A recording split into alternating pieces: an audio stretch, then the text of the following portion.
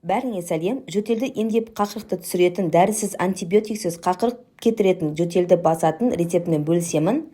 Ең алдымен сүтімізді жақсылап толық пісіріп аламыз. Піскен сүтімізді арнайы ыдысқа құйып, үй жағдайында немесе магазинде сататын сары майды осы ыстық сүтімізге салып, жақсылап араластырамыз. Сары майымыз толық ерігенше араластырамыз ыстық кезінде. Содан кейін бір ыдысымызға жұмыртқаның сарысын саламыз. Оның үстіне балымызды, табиғи балымызды салып, бір қасық табиғи балымыздың жетеді. Пышақтың ұшындай ас содамызды саламыз.